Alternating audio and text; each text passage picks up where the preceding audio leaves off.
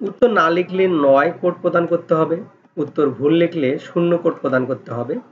শিক্ষার্থীদের শিখন অবস্থান পড়ার ক্ষেত্রে চলতি মানের নিচে হলে কোড নম্বর ১, চলতি মান কোড নম্বর ২, উত্তম কোড নম্বর ৩, অতি উত্তম ৪ হবে। বর্তমান সময়ে প্রাথমিক বিদ্যালয়ের শিক্ষকদের জন্য তৃতীয় থেকে পঞ্চম শ্রেণীর শিক্ষার্থীদের বাংলা, ইংরেজি ও গণিত বিষয়ের শিক্ষক মান যাচাইয়ের জন্য একটি কার্যক্রম চলমান রয়েছে। আজ আমরা দেখব কিভাবে তৃতীয় থেকে পঞ্চম শ্রেণীর শিক্ষার্থীর শিখন মান যাচাই করা যায়। বিষয়টিকে খুব সংক্ষিপ্তভাবে উপস্থাপন করার চেষ্টা করেছি। আশা করি সম্পূর্ণ ভিডিওটি দেখলে আপনারা তৃতীয় থেকে পঞ্চম শ্রেণীর শিক্ষার্থীদের বাংলা, ইংরেজি ও গণিত বিষয়ে শিক্ষক মান যাচাই করতে পারবেন। সুপ্রিয় সুধী, সবাইকে স্বাগতম। আমি সঞ্জীব কুমার বর্মন, সহকারী শিক্ষক, বাসাটা সরকারি প্রাথমিক বিদ্যালয়। আমরা প্রথমেই দেখে নেব অ্যাসেসমেন্ট টুল ব্যবহার করে শিক্ষার্থীদের শিখন অবস্থান নির্ধারণ ও শিখন উন্নতিকরণে কর্মপরিকল্পনার বাস্তবায়নের কার্যক্রম সম্পর্কে এবং শিক্ষার্থীর শিখন অবস্থান যাচাই কার্যক্রম বাস্তবায়ন ও করণীয় নির্ধারণ সম্পর্কে। সম্মানিত শিক্ষকবৃন্দ, আপনারা জানেন আগে একটি তারিখ নির্ধারণ করা ছিল ২৪ জুন থেকে। পরবর্তী সময়ে আমাদের এই কার্যক্রম ১ থেকে ১৫ জুলাই থেকে কার্যক্রম শুরু হবে এবং শিখন অবস্থার ভিত্তিতে শিখন ঘাটতি দূরীকরণের যথাযথ কর্মপরিকল্পনা গ্রহণের তারিখ ১৬ থেকে ২৩ জুলাই ২০২৫ পর্যন্ত, শিখন ঘাটতি দূরীকরণের যথাযথ কার্যক্রম পরিচালনা ২৪ জুলাই থেকে ৩১ আগস্ট পর্যন্ত। টুলস ব্যবহার করে একটি বিদ্যালয়ের ২৫% শিক্ষার্থীদের মান পুনর্যাচাই করা ১ থেকে ৩০ সেপ্টেম্বর। এটি বাস্তবায়ন করবেন AUO, থানা শিক্ষা অফিসার, সহকারী ইনস্ট্রাক্টর ও TRC মহোদয়গণ। টুলস ব্যবহার করে 10% শিক্ষার্থীর শিখন অগ্রগতি যাচাই করা ১ থেকে ৩০ অক্টোবর ২০২৫। এটি বাস্তবায়ন করবেন উপজেলা শিক্ষা অফিসার ও ইনস্ট্রাক্টর URC TRC সম্মানিত মহোদয়গণ। টুলস ব্যবহার করে শিক্ষার্থীদের শিখন অগ্রগতি চূড়ান্ত যাচাই নমুনা ভিত্তিক ১ থেকে ৩০ নভেম্বর ২০২৫। অধিদপ্তরের কর্মকর্তা, বিভাগীয় উপপরিচালক, DPO ও সুপারিনটেনডেন্ট ও ADPO মহোদয়গণ। আমরা কর্মপরিকল্পনার বাস্তবায়নের কার্যক্রম সম্পর্কে দেখব। এই গৃহীতব্য কর্মসূচিতে অভিভাবক সহ প্রাথমিক শিক্ষা পরিবারের সকল সদস্যের সক্রিয় অংশগ্রহণ নিশ্চিত করতে হবে। বিভাগীয় ও জেলা টাস্কফোর্স কমিটি ও উপজেলা অ্যাডহক কমিটির সভাপতি ও সদস্যগণকে কর্মসূচিতে সম্পৃক্ত করতে হবে। শিক্ষার্থীদের মান উন্নয়নকরণের কার্যক্রম ব্যাপকভাবে প্রচারের ব্যবস্থা করতে হবে।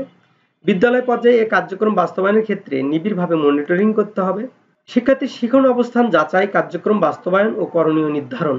শ্রেণী শিক্ষক এবং বিষয় শিক্ষক, শ্রেণী শিক্ষক বা বিষয় শিক্ষকের কি করণীয় সে বিষয়টি আমরা দেখব। প্রণীত টুলসের আলোকে শিক্ষক শিক্ষার্থীকে একক বিবেচনায় বাংলা, গণিত ও ইংরেজিতে শিখন অবস্থান নির্ণয় করে তথ্য সংরক্ষণ করবেন।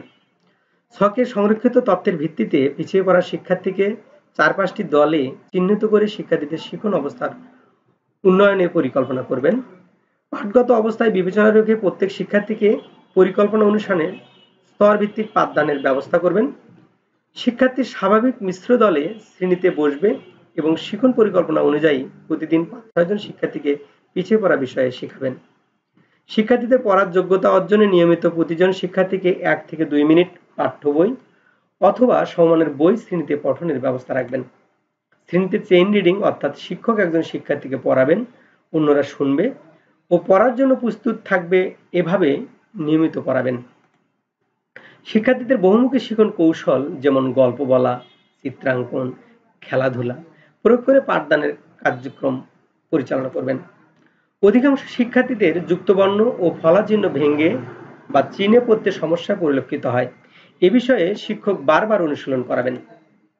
শিক্ষার্থীদের পাঠে ব্যবহৃত নতুন শব্দ বা শব্দসমূহের সমার্থক শব্দ ও বিপরীতার্থক শব্দের ব্যবহার ও বাক্যে প্রয়োগ শেখাবেন। সম্মানিত শিক্ষকবৃন্দ, শ্রেণী শিক্ষক, বিষয় শিক্ষকের করণীয়: পাঠ্য বইয়ের পাশাপাশি সমমানের বই শিক্ষার্থীদের আগ্রহ ও চাহিদা অনুযায়ী পঠনের জন্য শিক্ষক শ্রেণীতে নিয়মিত ব্যবহার করবেন। শিক্ষার্থীদের সামর্থ্য অনুসারে লেখা মূল্যায়নের ক্ষেত্রে শ্রেণী ও বাড়তি সপ্তশ অনুসরণ করে দাগ টানা খাতায় প্রতিদিন লেখার ব্যবস্থা করবেন। শিক্ষার্থীদের ভিত্তি শক্ত করার জন্য গণিতের মৌলিক ধারণাগুলি সংখ্যা, যোগ, বিয়োগ, গুণ, ভাগ স্পষ্টভাবে বোঝাতে হবে। পিছিয়ে পড়া শিক্ষার্থীদের বাস্তব জীবনের উদাহরণের মাধ্যমে অতিরিক্ত সময় ও সহানুভূতির সাথে শেখাতে হবে। শিক্ষার্থীদের পদ্ধতিগতভাবে শেখাতে গণিত সমস্যার প্রতিটি ধাপ বিশ্লেষণ ও ব্যাখ্যা করবেন। ছোট ছোট টেস্ট বা মূল্যায়নের মাধ্যমে দুর্বলতা চিহ্নিত করে নিয়মিত অনুশীলন করাবেন। আত্মবিশ্বাস জোগানো ভুল করলে ও তিরস্কারের বদলে উৎসাহ দিয়ে পুরস্কার আত্মবিশ্বাস জোগানো ভুল করলে তিরস্কারের বদলে উৎসাহ দিয়ে পুনরায় চেষ্টা করতে সহায়তা করবেন। শিক্ষার্থীদের সঙ্গে প্রশ্নোত্তর পর্ব, দলগত কাজ বা কুইজের মাধ্যমে ক্লাসে সক্রিয় অংশগ্রহণ করাবেন। শিক্ষার্থীদের নিয়মিত উপস্থিতি নিশ্চিতকরণের জন্য হোম ভিজিট জোরদার করা ও অভিভাবকগণের সন্তানের শিখন বিষয়ে উৎসাহিত করবেন। প্রধান শিক্ষকের করণীয়, এভাবে আমরা প্রধান শিক্ষকের করণীয়, শ্রেণী বা বিষয় শিক্ষকগণ টুলসের আলোকে পিছিয়ে পড়া শিক্ষার্থীদের শিখন ঘাটতি নিরসনে যে পরিকল্পনা প্রণয়ন করেছেন সেটি দেখবেন এবং মতামত দিবেন। আরো বেশ কিছু জিনিস রয়েছে যেগুলো আমি একটু স্কিপ করে যাচ্ছি, এগুলো আপনারা দেখতে পারবেন। সহকারী উপজেলা থানা শিক্ষা অফিসার ও সহকারী ইন্সট্রাক্টর ইউআরসি টিআরসি গণের করণীয়।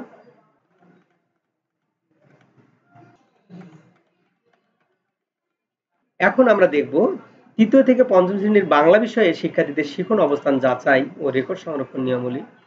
এক্ষেত্রে সাধারণ নির্দেশনা হচ্ছে, শিক্ষার্থীদের পড়া যাচাইয়ের ক্ষেত্রে বর্ণজ্ঞান, ধ্বনি সচেতনতা, শব্দভাণ্ডার, সাবলীলতা, বোধগম্যতার বিষয়ে বিবেচনায় রাখবেন। শিক্ষার্থীদের লেখা মূল্যায়নের ক্ষেত্রে বানান, বিরাম চিহ্ন ও ব্যাকরণগত ভুল পরিমাপ করবেন। প্রশ্নপত্রের আলোকে শিক্ষক প্রতিজন শিক্ষার্থীকে একক বিবেচনায় শিখন অবস্থান যাচাই করবেন। একজন শিক্ষার্থীকে শিখন অবস্থান যাচাই করে প্রদত্ত ছকে রেকর্ড লিপিবদ্ধ করবেন এবং নিরময়ে প্রয়োজনীয় ব্যবস্থা নেবেন। শিক্ষার্থী নিজ শ্রেণীর সকল যোগ্যতা সফলভাবে অর্জন করতে পেরেছে, পরে অন্তর্নিহিতভাবে বুঝতে ও বলতে পারবে, তাকে আমরা অতি উত্তম বলবো। উত্তম, শিক্ষার্থী প্রায় প্রত্যাশিত সকল যোগ্যতা অর্জন করেছে বা শ্রেণী উপযোগী যোগ্যতাগুলো অর্জন করেছে সাবলীলভাবে, সেক্ষেত্রে সেই শিক্ষার্থী হবে উত্তম। চলতিমান, শ্রেণী উপযোগী ন্যূনতম যোগ্যতা অর্জন করেছে, শিক্ষকের আংশিক সহায়তায় সে পারে, এটি হচ্ছে চলতিমান। এবং চলতিমানের নিচে আমরা যে গ্রেডটি প্রদান করব এবং চলতিমানের নিচে যে কোডটি হবে সেটি হচ্ছে শ্রেণী উপযোগী যোগ্যতার চেয়ে বেশ পিছিয়ে, অর্থাৎ শিক্ষকের পূর্ণ সহায়তায় যিনি পারে বা যে পারে সে হচ্ছে চলতিমানের নিচে। বাংলা পঠন ও লেখনের দক্ষতা, বর্ণজ্ঞান, যেমন অক্ষর ও ধ্বনির সম্পর্ক বোঝা এবং তা থেকে শব্দ বের করা, যেমন কা শব্দে অ আ মিলে উচ্চারণ শেখা। ধ্বনি সচেতনতা, শব্দের ধ্বনি চিনে নেওয়া এবং আলাদা আলাদা ধ্বনি শনাক্ত করার সক্ষমতা, যেমন বই, বই শব্দে ব ও রস্বই ধ্বনির পার্থক্য বুঝতে পারা। শব্দ ভাণ্ডার, শব্দের তথ্য জানা এবং তা পাঠ্যপুস্তকের প্রেক্ষিতে বোঝার দক্ষতা, যেমন মা, আম, বই, তুমি ইত্যাদি। এভাবে সাবলীলতা, বোধগম্যতা, অনুসিদ্ধান্ত এসব বিষয়ে বাংলার পঠন দক্ষতা বিষয়ে আপনি রেকর্ড সংরক্ষণ করবেন। ঠিক একইভাবে বাংলার লিখন দক্ষতার ক্ষেত্রে সঠিক প্রবাহ, অর্থাৎ প্রতিটি বর্ণ বা অক্ষর কোথা থেকে শুরু হয়ে কোথায় শেষ হবে তা লিখতে পারছে কিনা, সঠিক আকৃতি, প্রতিটি বর্ণের সঠিক ও সমান আকৃতি সঠিকভাবে ব্যবহার করা হয়েছে কিনা। আপনারা জানেন খুব সম্প্রতি এ বিষয়ে একটি ক্লাস্টার ট্রেনিং হয়েছে। সমান্তরাল, মাত্রা ও বানান, বিরাম চিহ্ন এবং ব্যাকরণ জ্ঞান এর বাংলা লিখন দক্ষতার ক্ষেত্রে ঠিক আছে কিনা এসব দেখে যাচাই ও রেকর্ড সংরক্ষণ করবেন। এখন কোডিং নির্দেশনা, সবচেয়ে গুরুত্বপূর্ণ এই বিষয়টি হচ্ছে কোডিং নির্দেশনা। প্রশ্ন অনুযায়ী নম্বর প্রদানের ক্ষেত্রে কোডিং নির্দেশনা অবশ্যই অনুসরণ করতে হবে। উত্তর না লিখলে কোড নাম্বার 9, আমি আবার বলছি, উত্তর না লিখলে কোড 9 প্রদান করতে হবে। উত্তর ভুল লিখলে কোড 0 প্রদান করতে হবে। শিক্ষার্থীর শিখন অবস্থান পড়ার ক্ষেত্রে চলতি মানের নিচে হলে কোড 1, চলতি মান 2, উত্তর উত্তম হলে 3 এবং অতি উত্তম হলে 4।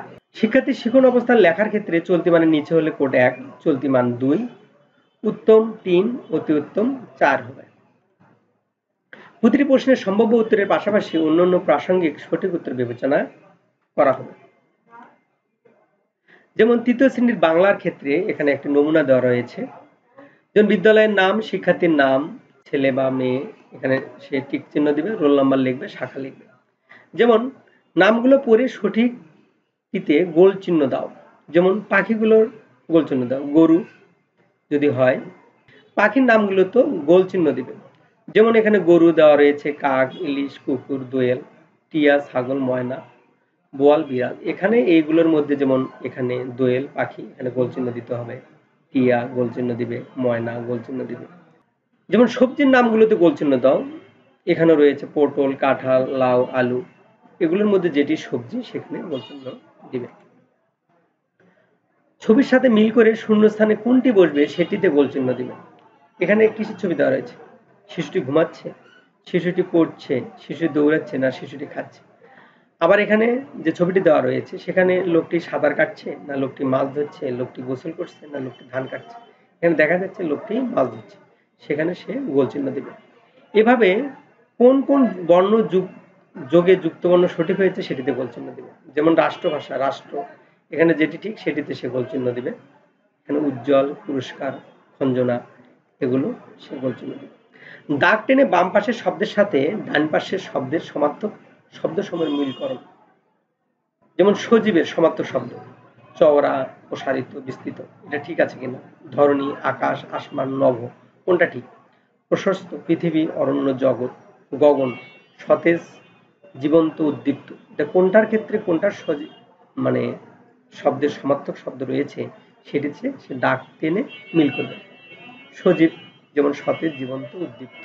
ধরণী, পৃথিবী, অরণ্য, জগৎ, তাই না? এভাবেই আমরা এগুলো সে শিক্ষার্থী করবে এবং এক্ষেত্রে আপনি আপনার বিবেচনায় এনে কোন নাম্বার দিবেন। বাক্যটির শেষে কোন চিহ্ন বসবে? তুমি কি আমাকে সাহায্য করবে? এক্ষেত্রে কোন চিহ্নটি বসবে? প্রশ্নবিদ্ধক, আশ্চর্য, তারপর সেমিকোলন দেওয়া রয়েছে। সতর্ক শব্দটি দিয়ে কি অর্থ প্রকাশ করে?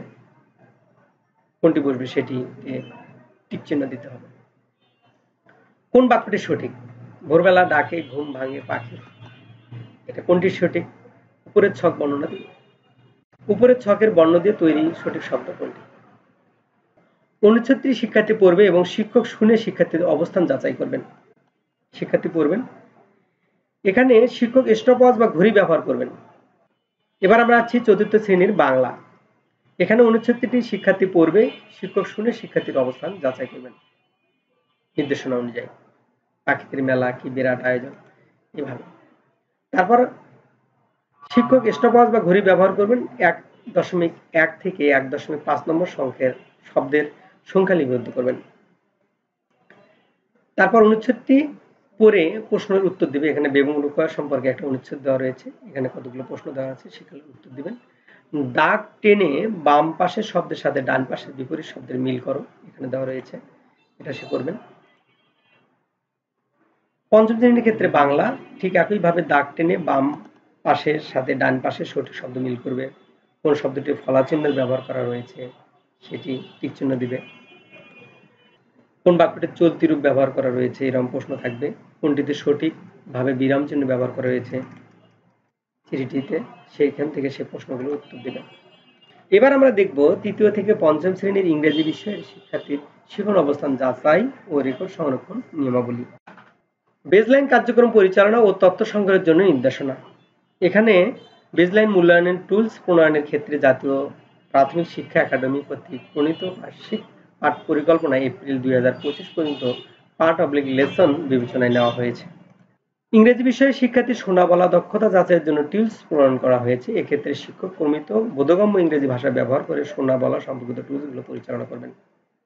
পড়ার দক্ষতা, বেজলাইন মূল্যায়নের টুলস পরিচালনা করে শিক্ষার্থীর পারগতা সম্পর্কিত তথ্য নির্ধারণ ছকে লিপিবদ্ধ করতে হবে। এক্ষেত্রে প্রতিটি প্রশ্নের আলোকে শিক্ষার্থীর পারগতার ছকের নির্ধারিত কলামে টিক চিহ্ন বা ক্রস চিহ্ন পূরণ করতে হবে।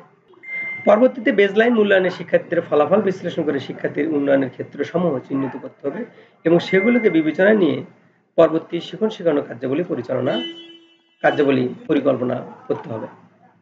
Read the following text and answer the following question. আপনারা দেখতে পাচ্ছেন, complete the table with your information. Class 4 এর listen and answer. Read the following text and answer the following question. Write the number in words. Write the ordinal number in word. এখানে লিখবে। Write the name of weekdays. এভাবে class 5 এরও দেওয়া রয়েছে, আপনারা দেখতে পারেন। আপনারা পেয়ে যাবেন এসব। এখন আমরা দেখব গণিত বিষয়ে শিক্ষার্থীর শিখন অবস্থান যাচাই ও রেকর্ড সংরক্ষণ নিয়মাবলী। শিক্ষার্থীদের প্রাথমিক গণিত বিষয়ের বর্তমান শিখন অবস্থান নির্ণয়ের জন্য এই ডায়াগনস্টিক বা বেজলাইন মূল্যায়নের উদ্দেশ্য শিক্ষার্থীদের সাথে সহজ সম্পর্ক তৈরি করে একজন করে শিক্ষার্থীকে কাছে এনে অর্থাৎ ওয়ান টু ওয়ান অ্যাপ্রোচ আলাদাভাবে মূল্যায়ন করবেন। এই মূল্যায়নের মাধ্যমে বিভিন্ন শ্রেণীতে সংখ্যা, পড়ালেখা, সংখ্যা ছোট বড় বলা, স্থানীয় মান, যোগ বিয়োগ গুণ ভাগ, গাণিতিক সমস্যার সমাধান এবং জ্যামিতি, গণিতের উক্ত কয়েকটি বিষয়বস্তুর উপর শিক্ষার্থীদের শিখন অবস্থান মূল্যায়ন করতে হবে। মূল্যায়ন করার জন্য শ্রেণীভিত্তিক প্রশ্ন আছে। প্রশ্নপত্রের সংখ্যা গণনা, পড়ালেখা, যোগ বিয়োগ গুণ ভাগ, গাণিতিক সমস্যার সমাধান ও জ্যামিতি। মূল্যায়ন পদ্ধতি: শ্রেণীভিত্তিক অর্জন উপযোগী যোগ্যতা অনুযায়ী প্রদত্ত প্রশ্নপত্র মূল্যায়ন করা হবে। মূল্যায়ন ফলাফল বেজলাইনের তথ্য সংগ্রহ ছক বা ফরম্যাটে লিপিবদ্ধ করবেন। যে শ্রেণীতে মূল্যায়ন করবেন শিক্ষার্থী যদি সেই শ্রেণীর প্রশ্নপত্র সমাধান করতে না পারে তাহলে তাকে তার পূর্বের শ্রেণীর প্রশ্নপত্র দিয়ে মূল্যায়ন করতে হবে। উল্লেখ্য, বছরের শুরুতে বা বর্তমান সিলেবাসের আলোকে মূল্যায়ন করা হলে পূর্বের শ্রেণীর যোগ্যতার আলোকে প্রশ্নপত্র তৈরি করে মূল্যায়ন করবেন। শিক্ষার্থী মূল্যায়নের সময় লক্ষ্য রাখবেন যে তাদের স্থানীয় মানের ধারণা স্পষ্ট হয়েছে কিনা। যেমন কিছু কিছু শিক্ষার্থী 10-এর চেয়ে বড় সংখ্যা পড়তে বা লিখতে পারে না, কিন্তু হাতে বা না রেখে যোগ করতে পারে। এর কারণ হচ্ছে তাদের স্থানীয় মানের ধারণা স্পষ্ট নয়। যেমন 78-এ কয়টি 10 আছে তা তারা বলতে পারে না, কিন্তু 33 প্লাস 46 সমান 79 এই যোগ বা অঙ্ক সমস্যাটি সমাধান করতে পারে। এই যোগের সমস্যাটি সমাধান করতে পারার কারণ দুটি হতে পারে। এক, যোগের ক্ষেত্রে তারা দুটো কলামকেই একক হিসেবে যোগ করে, একক এবং দশক হিসেবে নয়। এবং অনেক শিক্ষার্থীকে অর্থনৈতিক কর্মকাণ্ডে যুক্ত থাকতে হয় বলে তারা মুখে মুখে দুই অঙ্কের সংখ্যার যোগ ও বিয়োগ পারদর্শিতা অর্জন করে। সাধারণত এই কাজগুলো কিন্তু শিক্ষার্থীরা নিজেরাই অর্থনৈতিক কর্মকাণ্ডে যারা যুক্ত থাকে তারা কিন্তু করতে পারে। বিশেষ করে গ্রামের শিক্ষার্থীরা এই কাজটি কিন্তু খুব দ্রুত পারে। মূল্যায়ন পদ্ধতি: এ কারণে যদি দেখা যায় কোনো শিক্ষার্থীর সংখ্যা পড়া বা লেখার সমস্যা হচ্ছে কিন্তু যোগ বা বিয়োগ করতে সমস্যা হচ্ছে না, উপরের কোন কারণে এটি হচ্ছে তা নির্ধারণ করার চেষ্টা করবেন এবং সেই অনুযায়ী তথ্য ফরম্যাটে টিক চিহ্ন দেবেন। কারণ গণিতের মূল সমস্যা হচ্ছে শিক্ষার্থীদের স্থানীয় মানের ধারণা স্পষ্ট না হওয়া। গণিতের বিষয়বস্তু অনুযায়ী শিক্ষার্থীর জবাব বা উত্তর পুরোপুরি সঠিক হলে ওই বিষয়বস্তুর নিচের ঘরে টিক চিহ্ন দিতে হবে এবং পুরোপুরি সঠিক না হলে ক্রস চিহ্ন দিতে হবে। তবে উত্তর সঠিক না হলে ক্রস বা মন্তব্যের ঘরে শতকরা কত ভাগ প্রশ্নের উত্তর সঠিক না হলে তা শতকরায় লিখবে এবং কি পারল না তা লিখতে হবে। এতে শিক্ষার্থীর সংশ্লিষ্ট বিষয়বস্তু সম্পর্কে একটি সম্যক ধারণা লাভ করা যাবে। বছরের শুরুতে শিক্ষার্থীদের শিখন অবস্থান বেজলাইন মূল্যায়ন করলে পূর্ববর্তী শ্রেণীর বিষয় বা শ্রেণীভিত্তিক অর্জন উপযোগী যোগ্যতার আলোকে বিষয় শিক্ষক মূল্যায়ন টুলস তৈরি করে নেবেন। অন্যথায় বছরের মাঝামাঝি বা অন্য কোনো সময় শিক্ষার্থীর শিখন অবস্থার যাচাইয়ের জন্য সিলেবাস যতটুকু শেষ হয়েছে তার উপর ভিত্তি করে বিষয় শিক্ষক মূল্যায়ন টুলস তৈরি করে এই প্রক্রিয়ায় শিক্ষার্থীদের যাচাই করে শিক্ষার্থীর শিখন অবস্থা নির্ণয় করে তথ্য সংরক্ষণ করবেন এবং শিক্ষার্থীর শিখন উন্নয়নে প্রয়োজনীয় ব্যবস্থা গ্রহণ করবেন। যেমন আমরা এখানে দেখতে পাচ্ছি শিক্ষার্থীর শিখন মান যাচাই 2025 প্রথম সাময়িক পরীক্ষা সিলেবাস অনুযায়ী পড়ো এবং কথায় লেখো। এখানে পড়বে সে লিখবে 171, 15,153, 530, 2,318, অঙ্কে লেখো 1034 লিখবে। সংখ্যাটির অঙ্কগুলো স্থানীয় মান নির্ণয় করো। কোনটি বড় কোনটি ছোট, ছোট থেকে বড় সাজাও, এলোমেলো আছে, বড় থেকে ছোট আকারে সাজাও। সিঁড়িগুলোর ক্রমবাচক সংখ্যা লিখবে এবং যোগ করো। চতুর্থ শ্রেণীর ক্ষেত্রে পড়ো ও কথায় লেখো লিখবে, অঙ্কে লিখো।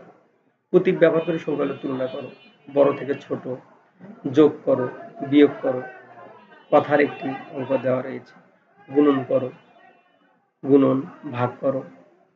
এভাবে লম্ব রেখা ও সমান্তরাল রেখা আঁকো জ্যামিতির ক্ষেত্রে। পঞ্চম শ্রেণীর ক্ষেত্রে গুণন করো, ভাগ করো, হিসাব করো, সরলীকরণ করো দেওয়া রয়েছে। সম্মানিত শিক্ষকবৃন্দ, যদি কোনো প্রশ্ন থাকে প্লিজ কমেন্ট বক্সে লিখে জানাবেন। আমরা আশা করি পরবর্তীতে কমেন্ট বক্সে সেই উত্তরটি জানিয়ে দেব।